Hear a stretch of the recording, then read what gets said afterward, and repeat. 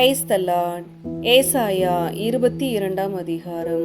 தரிசன பள்ளத்தாக்கின் பாரம். உன்னில் உள்ளவர்கள் எல்லாரும் வீடுகளின் மேல் ஏறுவதற்கு உனக்கு இப்பொழுது வந்தது என்ன? சந்தடிகளால் நிறைந்து ஆரவாரம் பண்ணி களிகூர்ந்திருந்த நகரமே, உன்னிடத்தில் கொலையுண்டவர்கள் பட்டயத்தால் கொலையுண்டதில்லை, யுத்தத்தில் செத்ததும் இல்லை. உன் அதிபதிகள் எல்லாரும் ஏகமாய் ஓடி அலைந்தும் வில் வீரரால் கட்டப்படுகிறார்கள். உன்னில் அகப்பட்ட யாவரும் தூரத்துக்கு ஓடியும் ஏகமாய் கட்டப்படுகிறார்கள். ஆகையால் என்னை நோக்கி பாராதேயுங்கள். என் ஜனமாகிய குமாரத்தி பாழாய் போனது நிமித்தம் மனங்கசந்து அழுவேன். எனக்கு ஆறுதல் சொல்ல வாராதேயுங்கள் என்கிறேன். சேனைகளின் கர்த்தராகிய ஆண்டவராலே இது தரிசன பள்ளத்தாக்கிலே அமளியும் மிதி உண்குதலும் கலக்கமும் உள்ள நாளாய் இருக்கிறது. இது அலங்கத்தை தகர்த்து பர்வதத்துக்கு நேரே ஆர்ப்பரிக்கும் நாளாய் இருக்கிறது. ஏலாமியன் அம்பரா தூணியை எடுத்து ரதங்களோடும் காலாட்களோடும் குதிரை வீரரோடும் வருகிறான்.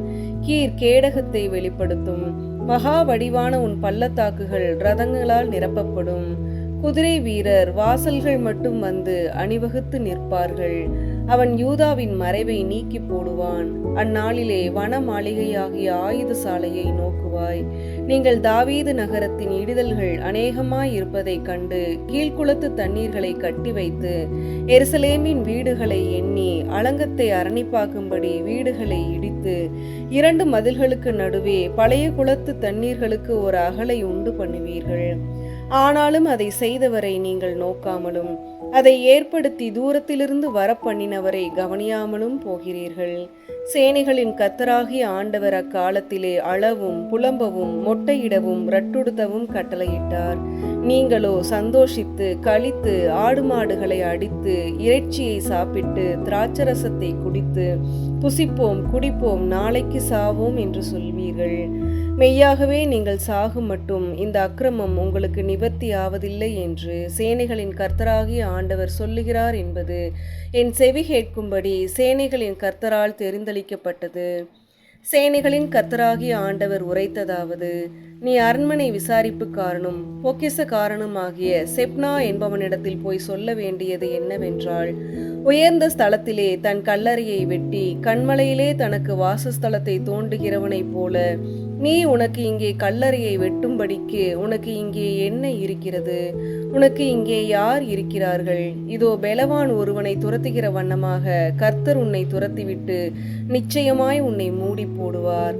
அவர் உன்னை உருண்டையைப் போல அகலமும் விசாலமுமான தேசத்திலே சுழற்றி எறிந்து விடுவார். அங்கே நீ சாவாய். அங்கே உன் மகிமையின் ரதங்கள் உன் ஆண்டவனுடைய வீட்டுக்கு இகழ்ச்சியாக இருக்கும். உன்னை உன் நிலையை விட்டு துரத்தி விடுவேன். உன் ஸ்தானத்திலிருந்து நீ பிடுங்கி போடப்படுவாய். அந்நாளிலே இல்கியாவின் குமாரனாகிய எலியாக்கீம் என்னும் என் ஊழியக்காரனை நான் அழைத்து உன் வஸ்திரத்தை அவனுக்கு தரித்து உன் கச்சையால் அவனை இடைக்கட்டி உன் அதிகாரத்தை அவன் கையிலே கொடுப்பேன். அவன் எருசலேமின் குடிகளுக்கும் யூதாவின் வம்சத்துக்கும் தகப்பனாய் இருப்பான். தாவீதுடைய வீட்டின் திறவுகோலை அவன் தோளின் மேல் வைப்பேன். ஒருவரும் பூட்டக்கூடாத படிக்கு அவன் திறப்பான், ஒருவரும் திறக்கக்கூடாத படிக்கு அவன் பூட்டுவான். அவனை உறுதியான இடத்திலே ஆணியாக கடாவுவேன். அவன் தன் தகப்பன் வீட்டுக்கு மகிமையான சிங்காசனமாக இருப்பான்.